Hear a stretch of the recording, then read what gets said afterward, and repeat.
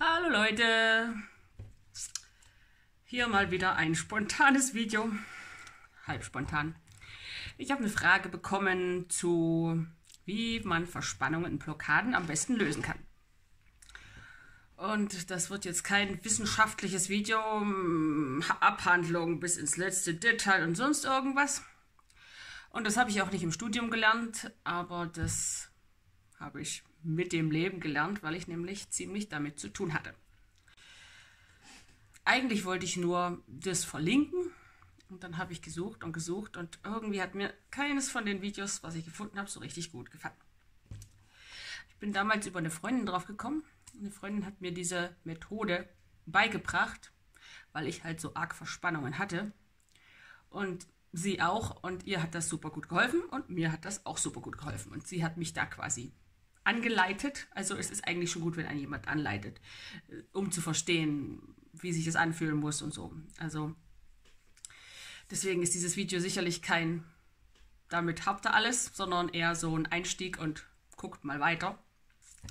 Ja, es handelt sich um die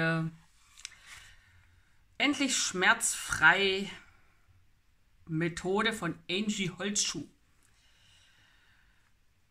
Endlich schmerzfrei net ist eine Webseite, könnt ihr gucken. Die bietet auch Kurse an und man kann das ganze Equipment kaufen und naja, klar, wird vermarktet und so weiter. Und das Ganze ist, weswegen ich die Videos auch irgendwie keins fand, was ich empfehlen kann, ist ziemlich esoterisch. Also für den Durchschnittsmenschen, der so, naja, bei mir vielleicht auch schulmedizinischer Hintergrund. Ich mag es gern sachlich, wenn es um körperliche Sachen geht. Und das ist bei den Videos irgendwie nicht so gegeben. Also entweder es ist ein schönes Video, aber es sind wenig greifbare Informationen, oder aber eigentlich immer sind so, also es wird so übertrieben und so eine blumige Sprache verwendet. Die totale Regeneration der Wirbelsäule und das öffnet den Rücken und die Reinigung der Wirbelsäule. Also so Begriffe, wo ich eine ziemliche Herausforderung für so den mehr rationalen Menschen, würde ich sagen. Deswegen mache ich auch das Video jetzt, weil die Methode finde ich richtig gut und hat mir richtig gut geholfen. Aber wenn ich das über diese Videos hätte kennenlernen müssen und nicht über meine Freundin, die auch ein bisschen bodenständiger ist, ich glaube, ich hätte das nie angefasst, weil vor lauter Blumen hätte ich den Kern der Sache gar nicht erkannt. Ja, genau. Worum geht's? Es geht um die Wirbelsäule. Die Wirbelsäule hat jeder Mensch. Naja, manche haben vielleicht kein Rückgrat, aber der gewöhnliche Mensch hat sowas.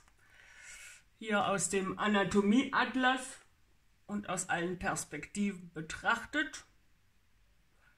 So sieht es ja ungefähr aus. Und wenn es einem gut geht und man keine Schmerzen und nichts hat, dann denkt man gar nicht so drüber nach. Aber der moderne Mensch, der kriegt ja früher oder später bei sowas Probleme. Rückenschmerzen. Bei mir waren es richtig fiese Verspannungen, vor allem hier im Kopf-Hals-Bereich. Und dann auch so im Hüftbeckenbereich da hinten. Und dann kann natürlich Probleme von der Wirbelsäule aus können natürlich überall hin ausstrahlen. Also ich hatte Knieschmerzen und Ellenbogenschmerzen und Schmerzen. Und fiese Verspannungen. Wenn man das lange noch genug betreibt, also das einfach so weiterlaufen lässt, dann hat man vielleicht auch irgendwann einen Hexenschuss oder einen Bandscheibenvorfall. Also die ganze Palette der unschönen Wirbelsäulen leiden, die vielen Menschen irgendwann im Leben begegnen. Und da haben sich natürlich auch einige Menschen Gedanken dazu gemacht, was man dagegen tun kann. Aber viele Ansätze brauchen halt einen Therapeuten und man muss da immer hingehen. Der schulmedizinische Ansatz ist meistens recht nüchtern. Schmerzmittel, Massagen, abwarten. Und dann geht das oft Wochen, bis sich dann irgendwas wieder beruhigt hat. Aber was man mal einfach so selber machen kann, da habe ich vorher nichts gefunden und da ist das super. Also wenn man einmal verstanden hat, wie das geht und es erfordert halt ein bisschen Gespür für den eigenen Körper und Verständnis für den eigenen Körper. Und man kann damit auch seinen Körper ganz gut kennenlernen. Das empfehle ich sowieso jedem, den eigenen Körper kennenlernen. Es ist gut, wenn man seinen eigenen Körper kennt. Es ist nicht nur der Arzt, der den eigenen Körper kennen muss, sondern ist mein Körper, da darf ich mich auskennen. Da bin ich der Experte und der darf ich auch werden, indem ich mich weiter informiere und probiere, was hilft mir gut. Weil oft haben Ärzte nicht so die ganzen Ansätze oder nicht unbedingt die ultimative Lösung und man selbst kommt vielleicht mit ein bisschen Recherche und Ausprobieren und Reinspüren in den Körper viel besser auf das, was tatsächlich hilft und endgültig Abhilfe schafft vielleicht sogar. Weil viele Rückengeschichten sind ja chronisch und dann geht das und es kommt wieder und also aufhören tut's nicht. Geheilt wird man nicht. Es ist nur so ein Ding, was, naja, wird halt verwaltet, ne, die Erkrankung. Man macht immer mal ein bisschen was, dass es halt wieder sich stabilisiert. Ja, bei mir war das so, dass ich eigentlich schon seit ich Kind war, Kopfschmerzen hatte. Chronische Kopfschmerzen, fast jeden Tag. Ziemlich übel. Keiner hat so richtig rausgefunden, was ich habe. Also ich habe dann mal ein Migräne-Tagebuch geführt, aber da wurde dann auch nichts draus. Also da hat auch dann keiner draus geschlussfolgert, was ich denn habe, warum ich Kopfschmerzen habe. Das war halt so, es war nichts Schlimmes offensichtlich, aber gelöst hat das Problem auch keiner. Dann sind diese chronischen Kopfschmerzen weniger geworden, aber ich hatte immer mal so Migräne-Episoden. Also bis hin zu, dass ich mich übergeben habe und dann völlig ausgenockt war und noch nicht mal im Bett liegen und schlafen konnte, sondern dann nur noch versucht habe, ich habe dann mich versucht irgendwie abzulenken und von diesem Schmerz, der so pulsierendes Stechen, übel, richtig übel. Meistens so ein, zwei Stunden nach Mitternacht hat es dann nachgelassen. Ich dann aufrecht irgendwo gesessen habe, mich abgelenkt, gelesen, dann wurde das weniger und naja, am nächsten Tag hatte ich dann noch einen Kater und ja, dann war es wieder gut bis zur nächsten Episode. Die Episoden waren zum Teil ziemlich weit auseinander, aber so richtig schlimm geworden ist das in den Schwangerschaften und vor allem im Wochenbett. Im Wochenbett war es aus. Ich war verspannt bis dort hinaus und vor allem wurde das irgendwie mit jedem Wochenbett schlimmer. Und dazu kamen aber bei mir dann Zahnschmerzen auf der Seite. Habe dann relativ bald festgestellt, dass ich nachts mit den Zähnen presse. Ich hatte hier auch schmerzhafte Muskulatur. Also bei mir kam das von den Zähnen. Ich hatte eine kraniomandibuläre Dysfunktion. Das heißt, der Kiefer hat nicht so richtig mit dem Rest zusammengearbeitet. Und warum er das gemacht hat, das ist vielleicht noch ein anderes Thema. Ich habe extra einen Nebenkanal, Zahngeschichten heißt der. Da erkläre ich meine ganze Geschichte und auch diese Behandlung mit der Zahnspange jetzt. Also mein Oberkiefer, kurz gesagt, war zu klein, zu kurz und deswegen konnte mein Unterkiefer keine entspannte Position darunter finden, sondern musste immer mit Gewalt quasi darunter sich selber ziehen. Und dadurch hatte ich eine erhöhte Muskelspannung in meinen Kaumuskeln und kam dann ein bisschen Stress dazu oder die Hormone von der Schwangerschaft und Stillzeit, dann hat das nachts gepresst. Und dadurch habe ich mir hier, die Zähne stehen da nicht so richtig toll, habe ich mir die Zähne fast, ich hoffe, sie überleben. Und hatte natürlich wahnsinnige Verspannungen, nicht nur hier im Kopf-Hals-Bereich, sondern das ging die ganze Wirbelsäule runter bis in die Knie und Ellenbogen, also rechter Ellenbogen, rechtes Knie, rechte Hüfte, war alles zum Teil mega verspannt. Und da habe ich natürlich Abhilfe gesucht, weil ich dann das mit der Zahnspange angefangen habe. Es hat eine Weile gedauert. Ich habe ja gar nicht gewusst, also hat eine Weile Recherche gebraucht, um zu verstehen, warum ich das Problem habe. Da hat mir auch kein Arzt bei geholfen so richtig. Manchmal hat einer vielleicht so einen kleinen Hinweis gehabt, an dem ich dann weiter verfolgt habe. Aber die Ärzte haben mir da nicht wirklich geholfen. Und als ich dann verstanden habe, was das Problem ist, dann habe ich gesucht, welcher Therapeut könnte mir dabei helfen. Und dann habe ich tatsächlich einen gefunden. Aber das hat natürlich ein paar Jahre gedauert. Und da musste ich mir halt irgendwie da die Zeit überbrücken und diese wahnsinnige Verspannung, die ich dann zum Teil im Wochenbett auch vor allem so hatte, also Wochenbett war schrecklich damit, da habe ich mir dann mit dieser Methode beholfen. Ja, dazu gibt es verschiedene Werkzeuge, die werdet ihr auf der Seite von der Angie finden, endlich schmerzfrei, net.net. Da gibt es so einen Vibrator. So einen Wirbelsäulenvibrator. Den fand ich sehr angenehm. Der ist halt sauteuer. Ich hatte auch überlegt, mir den zu kaufen, aber jetzt, wo ich das Problem nicht mehr habe, habe ich dann doch wieder davon abgesehen. Aber der Vibrator ist schon richtig toll. Und diese Selbstbehandlung, die man auch, also man kann das in Selbstbehandlung machen, ist auch das Ziel eigentlich, das erst zu lernen und dann in Selbstbehandlung zu machen. Dieser Vibrator ist so, was man als erstes eigentlich einsetzt, um die Muskulatur zu lockern. Also man kann auch Wärmeanwendungen machen. Das Ziel des ersten Schritts ist quasi Muskulatur lockern, weil dann ist der zweite Schritt leichter. Also entweder ein Vibrator oder Wärme, vielleicht eine Massage, die Muskulatur lockern.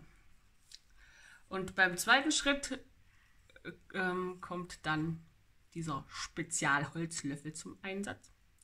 Das ist übrigens von der Dorntherapie abgeleitet, dieses Konzept von der Angie. Und mit diesem Holzlöffel hält man jeden einzelnen Wirbel von unten an fest und bewegt sich darüber.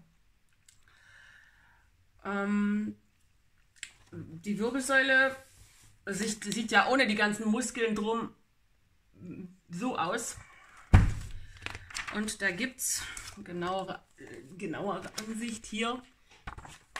Diese, ups, bleib mal da, du Seite, Dornfortsätze. Die sehen hier ziemlich lang aus, die sind auch ziemlich lang, aber dadurch, dass da rechts und links Muskeln sind und dann noch Bindegewebe dazwischen, dadurch fühlt man nur die Spitzen. Man fühlt die Spitzen von den Dornfortsätzen. Und daran, also wenn ihr mal bei euch am Rücken fühlt, dann könnt ihr diese wie so kleine Knubbel, einer nach dem anderen, wenn man hochgeht oder runter, fühlt man diese Dornfortsätze. Und entweder rechts oder links vom Dornfortsatz mit diesem Löffel hält man von unten angefangen einen Wirbel fest, erst den unteren und immer weiter nach oben und bewegt sich dann darüber. Durch diese Bewegung kann sich die Blockade lösen. Also Blockade, darunter versteht man, dass die Wirbel durch diese Überspannung, also durch diese Muskelverzerrung, durch Muskelkraft so ein bisschen verkantet sind und dadurch die Beweglichkeit eingeschränkt ist, Nerven eingeklemmt werden im schlechtesten Fall und Schmerzen entstehen eben. Und dadurch, dass man einen Wirbel festhält und dann darüber sich bewegt, bewegt man die Wirbel an dieser Stelle so, dass es dann meistens mit einem Knack wieder in Position rutscht. Das ist eigentlich so das Grundprinzip, wie ich es verstanden habe. Ne? Also ich bin auch nicht der Experte, ich bin nicht Angie Holzschuh. Angie Holzschuh weiß bestimmt viel mehr Details dazu zu erzählen. Ne? Also ich sage jetzt nicht, dass ich hier das alles so gut weiß wie sie. Ich sage so gut, wie ich das verstanden habe und für meinen Hausgebrauch funktioniert das. Und so arbeitet man sich dann von der Wirbelsäule von unten nach oben vor.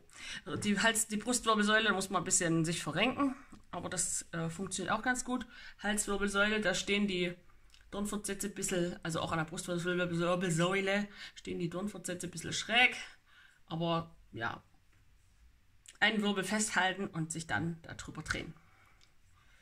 Und dann, wenn es Knack macht, passt es wieder. Bei der Halswirbelsäule finde ich es, also da habe ich die meisten Erfahrungen, weil damit hatte ich am meisten Probleme. Bei der Halswirbelsäule war bei mir recht leicht festzustellen, ob ich da eine Blockade habe oder ob sich die Blockade gelöst hat, weil ich dann einfach merke, wenn ich so den Kopf rumdrehe, ganz locker, wenn ich eine Blockade habe, dann komme ich an einer Stelle nicht so richtig weiter und es fühlt sich so unrund an. Und wenn ich dann ein bisschen, ich zeige euch das mal hier um, so an einer Stelle einfach mit dem Löffel fixiere und dann mache ich irgendwie so lockere Bewegungen. Also ich versuche natürlich die Stellen zu finden, die schmerzhaft ist, weil das ist die meistens, wo die Blockade sitzt. Und da dran bewege ich mich so in alle Richtungen und hin und her und irgendwann macht es Knack. Und dann weiß ich, okay, alles klar. Und dann bewege ich wieder durch und dann, ja, das war's. Wenn man natürlich, also am besten ist natürlich vorher das Muskulatur weich machen mit Vibrator oder mit Wärme. Aber bei mir sind die Verspannungen jetzt nicht so wahnsinnig gewesen in letzter Zeit. Also mit der Zahnspange kamen ab und zu mal welche oder Blockaden. Blockaden und Verspannung hängen zusammen. Ne? Also Wirbel passt nicht richtig, ist ein bisschen verkeilt, dann verspannen sich die Muskeln da. Das muss dann irgendwie kompensieren und ja, dann tun die Muskeln dann weh durch dieses Kompensationsverhalten. Jedenfalls habe ich dann meine Muskeln vorher nicht extra immer weich gemacht, weil die waren eigentlich recht weich, die Blockaden, die kamen, und dann habe ich relativ schnell reagiert und dann war das auch schnell wieder zu lösen. Aber wenn man jetzt was Langjähriges hat, was schon eine Weile geht, dann ist es sicherlich sehr viel wichtiger, dass man vorher die Muskulatur weich macht. Und wenn ihr auf der Seite guckt, werdet ihr noch viel mehr Equipment sehen, also zum Beispiel ein Öl, dass man die Haut leidet halt, wenn man ziemlich lange an einer Stelle arbeitet. Also man muss da schon ein bisschen Ausdauer mitbringen zum Teil, wenn es vor allem was Längeres ist. Kann man sich das ist Rotöl, hat meine Mutter gemacht, aus Johanniskraut. Und das ist zum Beispiel was man verwenden kann. Man kann auch ganz normales Olivenöl nehmen. Also da gibt es natürlich viel Spezialzeug und so, was man aber nicht unbedingt braucht, um sich mal selber zu behelfen. Und dann kommen noch Magnete da zum Einsatz. Aber ja, also für mich war das toll. Und der Vibrator ist auch toll. Toll und teuer.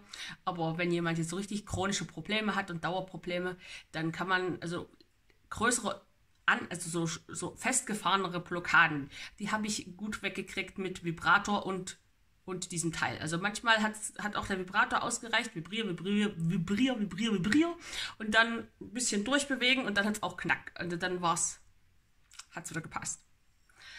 Ja, also das sind so Sachen, wo man dann zum Chiropraktiker rennt, aber dieses manuelle Einrenken ist ja auch nicht so gesund auf Dauer. Wenn man das immer wieder macht, verklemmt sich der Muskel immer schnell, der Knochen, der Wirbel immer schneller wieder. Deswegen sollte man mit chiropraktischen Anwendungen ein bisschen vorsichtig sein.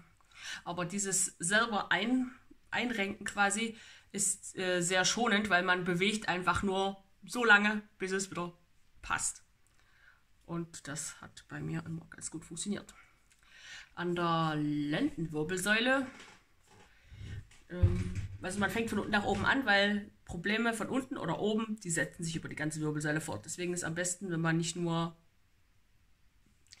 das Hauptproblem angeht, wo es auch immer sitzt, sondern wenn man einmal von unten nach oben alles durchbewegt, weil oft sitzen da doch so kleinere Blockaden, die man gar nicht so auf den ersten Blick bemerkt hat.